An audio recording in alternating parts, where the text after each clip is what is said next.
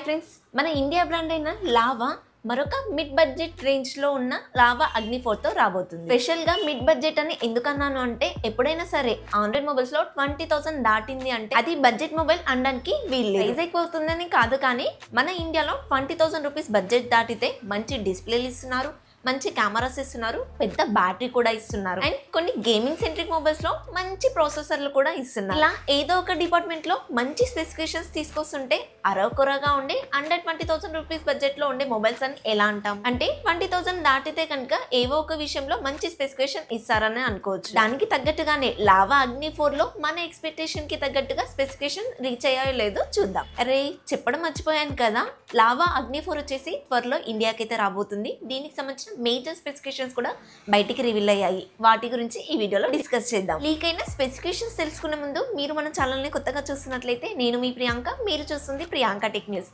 ఇప్పటివరకు చూస్తూ ఇంకా సబ్స్క్రైబ్ చేయకుండా కొత్త వాళ్ళు మన ఛానల్లోకి వచ్చినా కూడా ప్లీజ్ మన ఛానల్ని సబ్స్క్రైబ్ చేసుకోండి. జెన్యూన్ కంటెంట్తో మీ ముందుకు తిరిగి వస్తున్నందుకు ఒక లైక్ కూడా చేయండి. 7th అంటే నిన్ననే అండి మన ఛానల్లో అమెజాన్ ఇంకా ఫ్లిప్కార్ట్ సేల్స్ అయితే ఒక వీడియో చేసి పెట్టాను. దాంట్లో 50+ మొబైల్స్ డీల్స్ కి సంబంధించిన వీడియో అయితే పెట్టాను. ఎవరైనా చూడని వాళ్ళు ఉంటే చూడండి. అండ్ ఈ డీల్స్ లో మీరు ఏదైనా మొబైల్ పర్చేస్ చేస్తున్నారేమో దాంట్లో ఏమన్నా ఉందో కూడా కమెంట్ చేయండి. ఈ వీడియోలో చెప్పే స్పెసిఫికేషన్స్ అన్ని కూడా లీక్డ్ గానే ఉంటాయి. కొన్ని రెండర్స్ కూడా బయటకు వచ్చాయి, దాన్ని బట్టే మన వీడియో అయితే ఉంటుంది. ఫైనల్ గా మొబైల్ కి సంబంధించిన చేంజెస్ ఏమన్నా జరిగితే కనుక కమెంట్ లో పిన్ చేశాను. మొదటిగా డిజైన్ ఇంకా బిల్డ్ క్వాలిటీ చూసుకున్నట్లయితే ఈసారి అందరికి కన్వీనియంట్ గా ఉండేలాగా ఫ్రంట్ వచ్చేసి ఫ్లాట్ డిస్ప్లే ఇస్తున్నారు.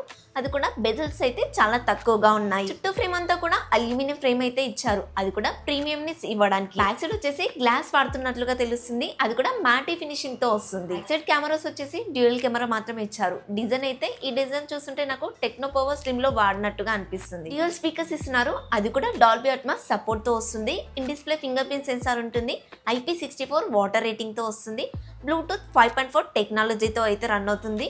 వైఫై 6E తో వస్తుంది అండ్ USB Type-C 2.0 తోనే వస్తుంది. స్ట్రీమింగ్ లాంటివి అయితే చేసుకోలేము. NFC కానీ ఐఆర్ బ్లాస్టర్ కి సంబంధించిన డీటెయిల్స్ అయితే ఇంకా బయటికి రాలేవు. డీటెయిల్స్ మాత్రమే బయటికి రాలేవండి, లేవని మాత్రం చెప్పట్లేదు. 8.8mm థిక్నెస్ తోటి 212 గ్రామ్స్ వెయిట్ ఉన్నట్లుగా లీక్స్ అయితే ఉన్నాయి. నేనేమనుకుంటున్నాను అంటే 8.8mm థిక్నెస్ ఉండకపోతుండొచ్చు అనుకుంటున్నాను, ఎందుకంటే అది కాస్త థిక్ గా ఉంటుంది, లావుగా ఉంటుంది. ఇదైతే లీక్డ్ ప్రకారంగా కాబట్టి ఇంత ఉండదనే అనిపిస్తుంది. 6.78 inches flat AMOLED display, 128 refresh rate తో 1200 స్పీక్ బ్రైట్నెస్ తో HDR10 కూడా సపోర్ట్ చేస్తున్నట్లుగా తెలుస్తుంది. రెండర్ ఇమేజ్ ప్రకారంగా అయితే బెజల్స్ అయితే చాలా తక్కువగా ఉన్నట్లు తెలుస్తుంది. ఫ్లాగ్షిప్ ఫీల్ అయితే కలుగుతుంది. డైమెన్సిటీ 8350 ప్రాసెసర్ 4 నానోమీటర్ మీద బిల్డ్ అవుతుంది. LPDDR5X RAM technology, UFS 4.0 memory technology ఉంటుంది.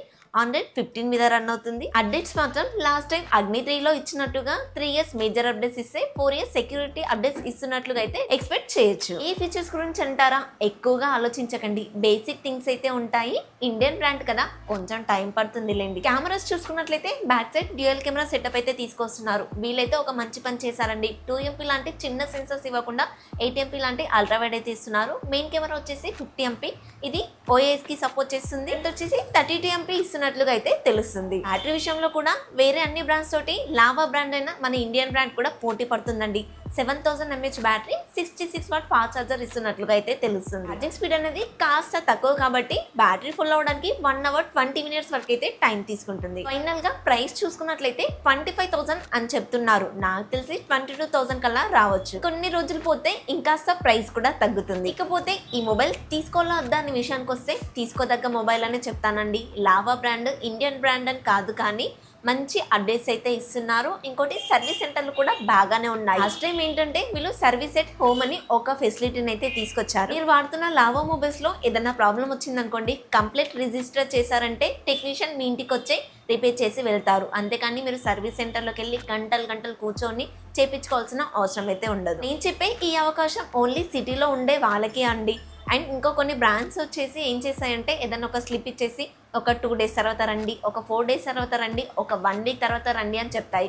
కానీ లావా బ్రాండ్ నుంచి మొబైల్ తీసుకుంటే అలాంటి ప్రాబ్లమ్స్ ఏం ఫేస్ చేయరు. లావా వాళ్ళకి ఒకటే చెప్తానండి, వాళ్ళు ఇంకో సర్వీస్ సెంటర్లు అయితే పెంచాలి. లావా వచ్చేసి మన ఇండియన్ బ్రాండ్ కదా, ఒకవేళ మనం లావా మొబైల్ కొన్నామనుకోండి మన డబ్బులు మన ఇండియాలోనే తిరుగుతాయి. ఒకవేళ మీరు చైనీస్ బ్రాండ్ కానీ, కొరియా బ్రాండ్ కానీ, అమెరికా బ్రాండ్ కానీ కొన్నారనుకోండి, ఏదో ఒక విధంగా మన ఇండియా డబ్బులు వచ్చేసి వాళ్ళ హెడ్ క్వార్టర్స్ కి అయితే వెళ్ళిపోతాయి. ఇది వాళ్ళ దగ్గర కూడా ఒక కేసు ఫైల్ అయిందండి. వివో వాళ్ళు అక్రమంగా చైనాకి డబ్బులు పంపిస్తున్నారని. నేను చెప్పేది ఒకటే అండి, మీ రిక్వైర్మెంట్ కి తగ్గట్టుగా లావా బ్రాండ్ నుంచి మొబైల్స్ ఉంటే తీసుకోండి, అంతేకాని లావా బ్రాండ్ ని తక్కువ చేసి మాత్రం చూడకండి. వాళ్ళ ప్రయత్నం ఏదో వాళ్ళు చేస్తున్నారండి. మంచి మొబైల్స్ వస్తే మనకు కూడా మంచిదే కదా. డే బై డే కానీ సేల్స్ అయిపోయేంత వరకు కూడా సేల్స్ కి సంబంధించిన వీడియోస్ అయితే 2 days కోసారన్నా 3 days కోసారన్నా అప్లోడ్ చేస్తూనే ఉంటాను.